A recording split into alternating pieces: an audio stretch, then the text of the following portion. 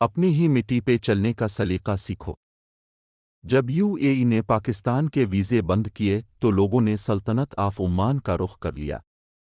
अब मेरे सामने जो थोड़ी सी ओमानी आबादी वाला ओमान है, चीचौ की मलियां, मद्रास की बस्ती और चिटागांग का नवाही गांव बना हुआ है। ओमानी खाल खाल बंगाली और पाकिस्तानी मजदूर शापरों में रोटी डालकर मजदूरी ढूंढते हर तरफ नजर आते हैं। इंडियन ज़्यादातर दफातर में काम करते हैं कि साउथ इंडिया पढ़ा लिखा इंडियन पार्ट है। अपनी अक्ल से सोचें, 46 लाख ओमानी की खिदमत के लिए 24 लाख के करीब गैर मुल्की हैं। तो लोगों के हिस्से में कितना काम आता होगा? थोड़ा मुबालगे से काम लें तो एक ओमानी के लिए एक खारजी।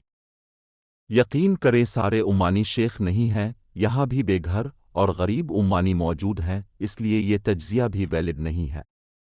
आप मजदूर हैं या डॉक्टर, प्लीज ओमान मत आएं कि यहाँ गुंजाइश से ज़ायद लोग आ चुके हैं। लोगों के पास मजदूरी नहीं है, डॉक्टर के लिए वैकेंसी नहीं है। जो लोग अच्छे वक्त में या कर सेटल हो गए इनकी बात अलग है, लेकिन यकीन कीजिए इनके कारोबार भी बहुत डाउन हो गए हैं। पॉलिसी ने लाखों लोगों को नौकरियों से महरूम किया। आज़ाद वीज़ा पर के लिए आने वालों को हफ्ते में बमुश्किल 3 दिन मजदूरी मिलती है। महंगाई इतनी ज़्यादा है कि पाकिस्तान जन्नत लगता है।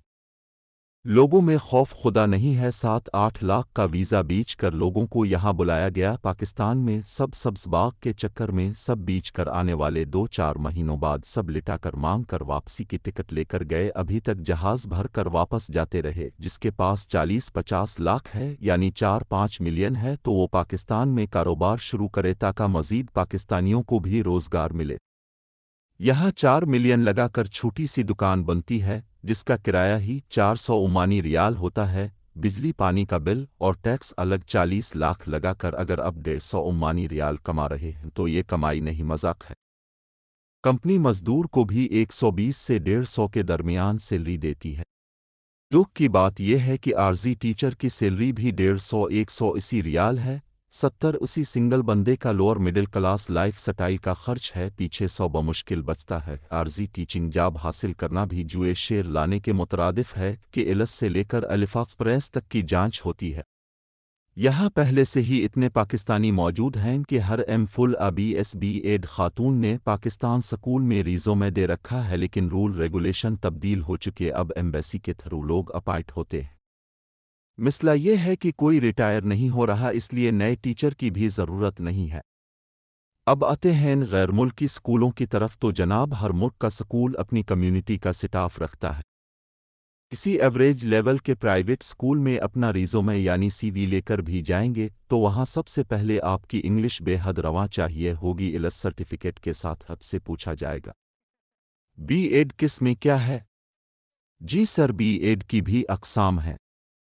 फ़र्ज़ किया अब 200 रियाल की नौकरी ढूंढने में कामयाब हो गए तो भी अखराजात के बाद अब बमुश्किल लाख रुपया माहाना फैमिली को भेज सकते हैं। जुदाई और परदेस के बाकी मामलात तो अब अक्सर पड़ते रहते हैं।